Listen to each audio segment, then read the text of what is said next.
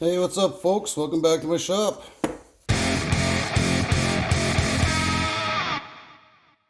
Just in the midst of doing some cleanup and lathe maintenance on the old carriage here.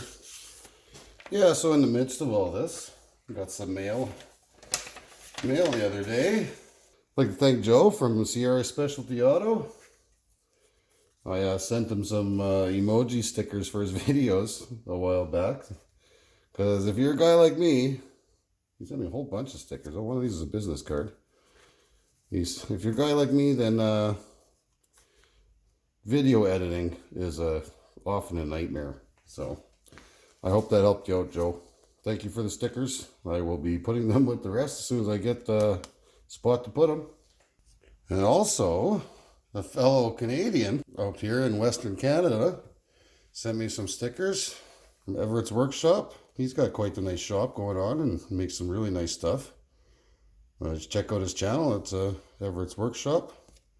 Thank you very much, Everett. That'll definitely go on the Wall of Fame. Yeah, I've been meaning to get some stickers made up. I got some cards made up just to see what the stickers would look like. Yeah, I don't know. They're okay, I guess. But, yeah, I'm thinking that's what my stickers will be looking like if I ever get some made up. So you guys are first on the list. I'm saving all your addresses, guys. Don't worry about it. Anyways, back to the lathe maintenance.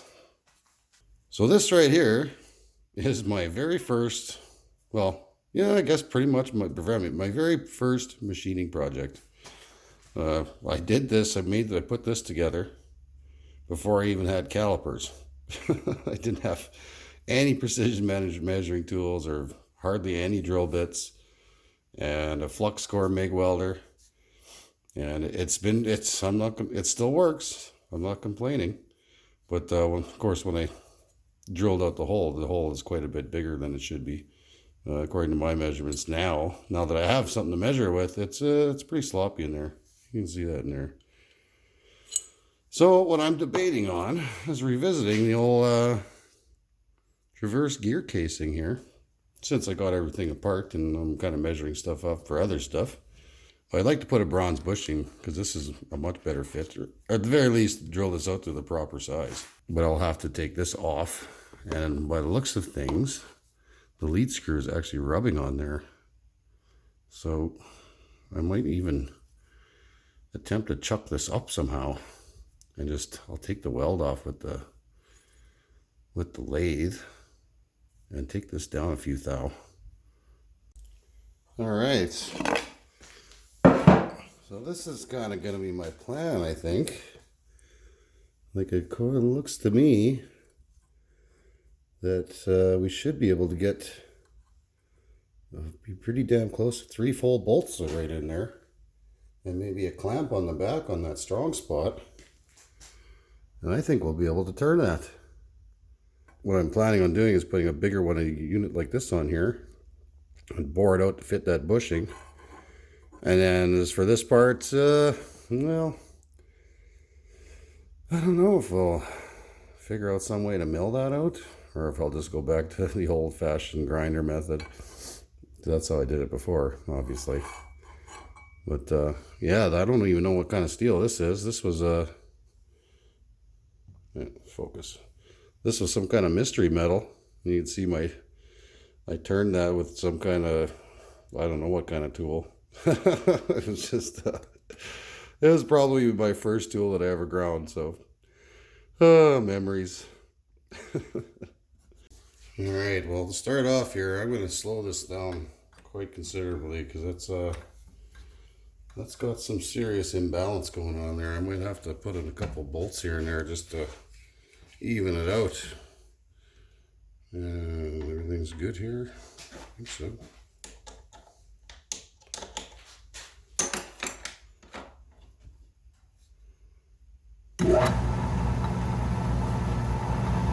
Oh, yeah, that looks alright. Just have to take it slow. That's awesome. I love that. That's pretty cool.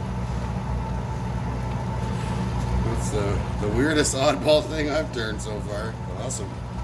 Now, What I plan on doing with this, I'll probably just I'll control my forward feed and depth or whatever with the compound, and then just that's why I got it set for 90 degrees, and I'll lock the carriage down tight because right now, well, I got no reverse gear, so yep, just checking for clearance, making sure the tool can't run into any of these weird clamping or things or get into the get me into trouble. So lock down the carriage. And we got her going pretty slow. I think any faster and she'd be walking across the shop here.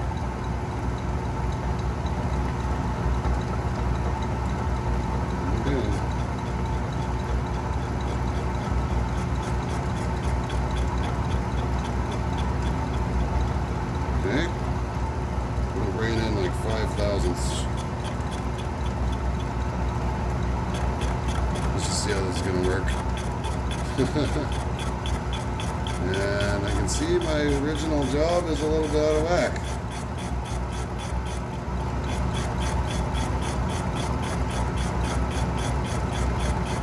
This could be my new job too, just kind of bending that into position. I don't know.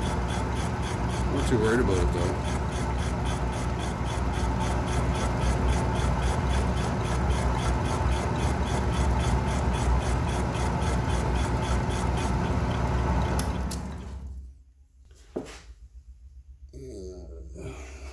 Back it up another 10 thou or 5 thou.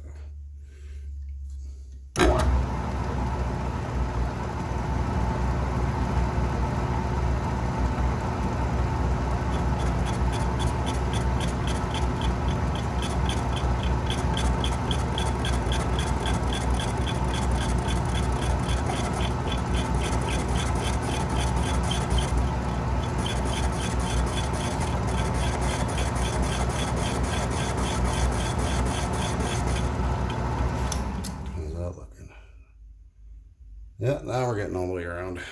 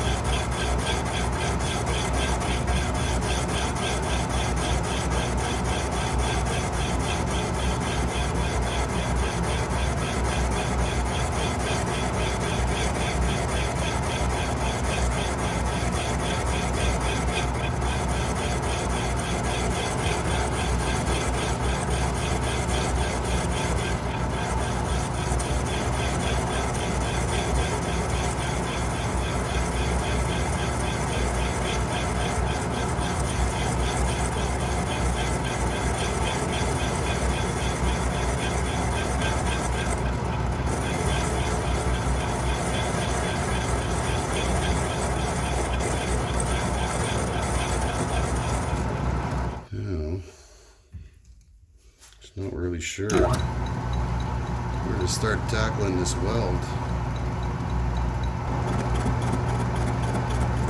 Yeah, I better find out where to stop here. Okay, 60 thousandths. Because it's no doubt crooked a little bit, so I just want to sure I don't go too far, especially on that interrupted spot.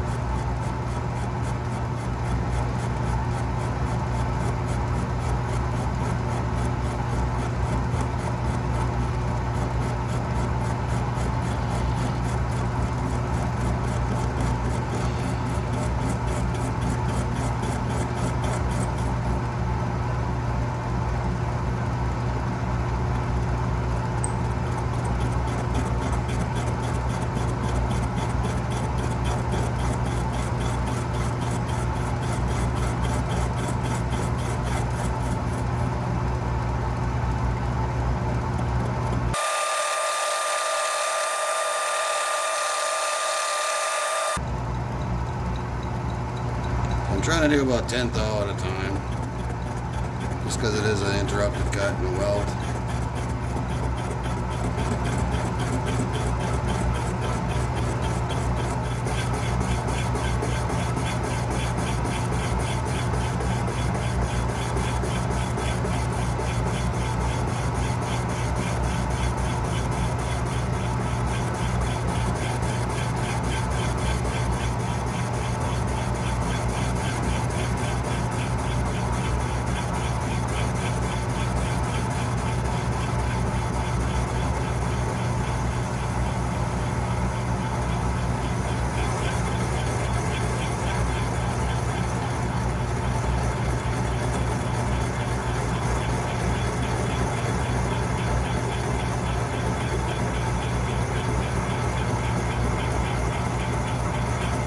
It comes off nice, not a big shit show.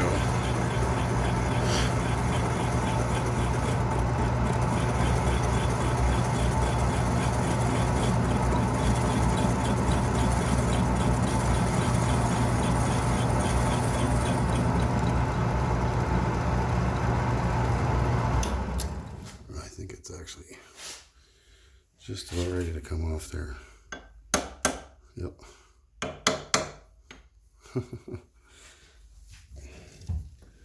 It's just barely hanging on. There we go.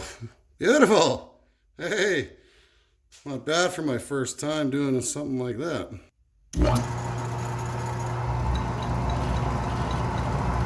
Clean her up the rest of the way.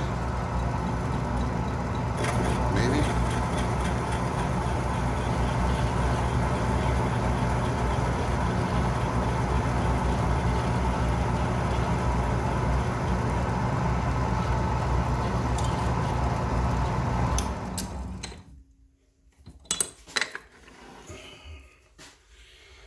Well, I don't know, guys. I'm no machinist, but I'd have to say that was a frickin' textbook decapitation right there. All right, so that worked out really well. What I'm gonna do, I'm probably gonna take this off. Well, I am gonna take this off of here now. I'm gonna leave it on the plate. Set up the 3-jaw, and then I gotta drill and bore out a piece. I'm gonna take a piece of 1-inch cold rolled. Drill and bore that one out to 3/4 to accommodate that bushing, and do a nice solid press fit in there, or make it good enough for a press fit. And I think I'm going to leave this on here even while I weld the damn thing. Keep it all straight and everything too. Well, not on the lathe, but on the plate. All right, so while I'm over there doing that, I figured I had a viewer request asking me to explain my expandrel thing. And it's not, well, I don't know, it's not really an expanding mandrel. All that is just kind of like a reverse collet. Yeah, it's got a little taper in there, 5-degree taper. And I made a bolt with a 6-degree taper on it. And then it just, as you tighten it up, it just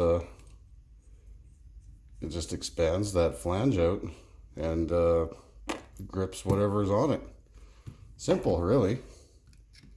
And as long as you got enough on there, like sometimes you'll have to put a spacer in there. Given my unit there, you'll have to put a spacer behind it to keep it flat. Otherwise, it can tend to wander off that way. But if you got a nice long piece, like say that long, up to about here or so, it grips it really good. Like so yeah. I've dubbed it the expandrel, and it goes with the index and the thingy.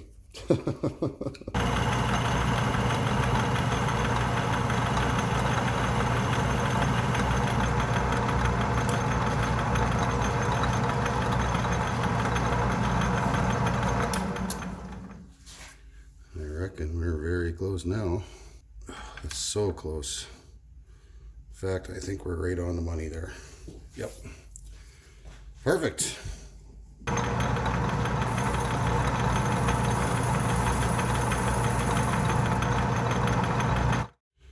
Yeah, I should press it in nice and straight, hopefully. Going nice. Give me any fuss. Oh yeah, beautiful. Oh, it's a nice fit. Beautiful fit. Check it out. That is perfect. Oh, guys, I'm getting pretty good at this. We'll see, actually. Let's see what happens when I turn it. Oh, please be straight. Ah, yeah, that is good. Yeah, just got a nice little bit protruding out the back there because it needs to have some relief for the gear, right? So that should be just right on the money. So I guess I gotta weld that on there. All right, well there it is. Still a little toasty. A little better than the first weld, I guess. It's pretty hard to get that, get around that corner quick.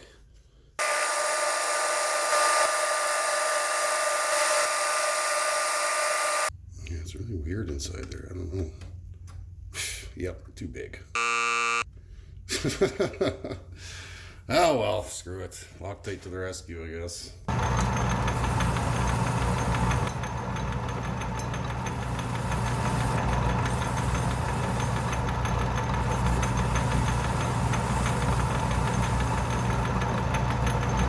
Alright, so there's our little traverse gear casing. I gave it a little test fit up. I actually had to take a little bit off that weld there because now that this is a little bit bigger, that it interferes with this little spot right here. But it all fits good now. You know, I put the gear in there and made sure everything turned nicely. So it's all just a matter of getting that little groove in there, right where it's supposed to go. So I imagine I'm just going to do this the old-fashioned way. Alright, well there's our little weird gizmo. I took it down just enough so that lead screw fits through there. It should fit through there very nicely. And hopefully it's got enough room in there now that it's not going to be rubbing on this bracket. Now, just a matter of putting this back in there. Try that one on there, one way or the other. There we go. Yeah, the only thing holding it on there is couple little punch marks in the corners there. So I think that's what we're going to do again if I can do that. Try without making an ass of myself here.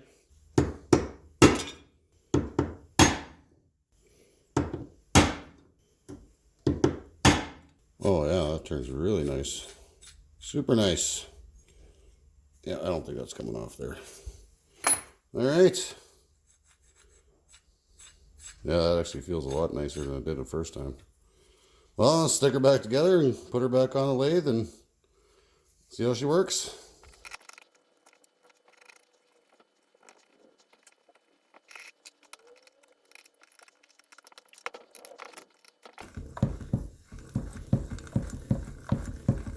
Not bad.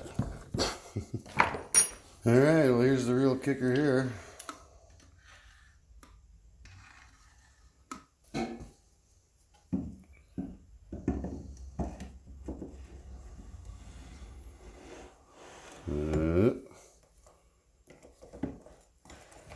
Oh, thank Christ.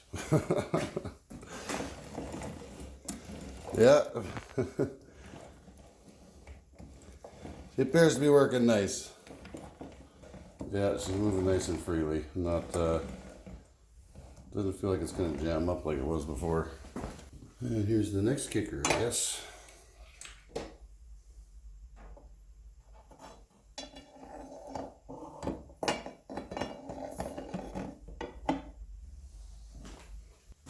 I generally use a bit of grease on this part, but I'm not really sure if that's a good thing or a bad thing. Okay, this guy's got to go on here.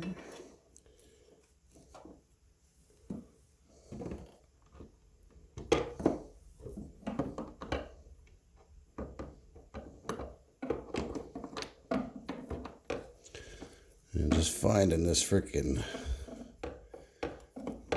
key. Oh, worked good that time. Nice.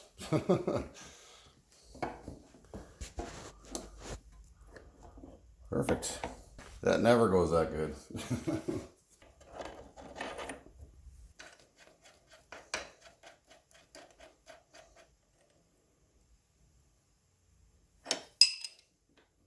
Got a little slop in there, otherwise it binds up. This was really bent at one time. Well, that, folks, is a done freaking deal. That actually feels quite a bit better. Smoother.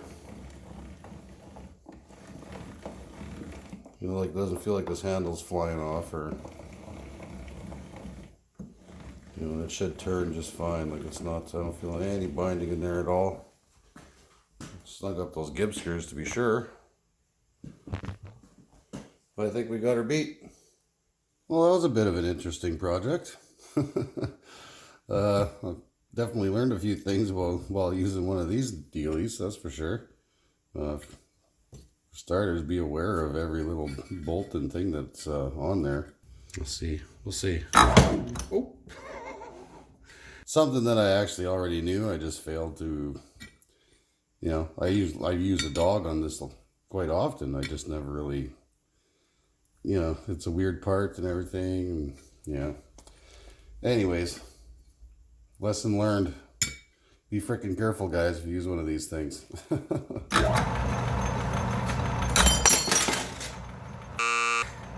Well, so thanks for coming out, guys. Hope you enjoyed the show. Yeah, I can't stress that enough. Be freaking careful with those things. Holy cow. And, yep. You guys have a good night. Peace out.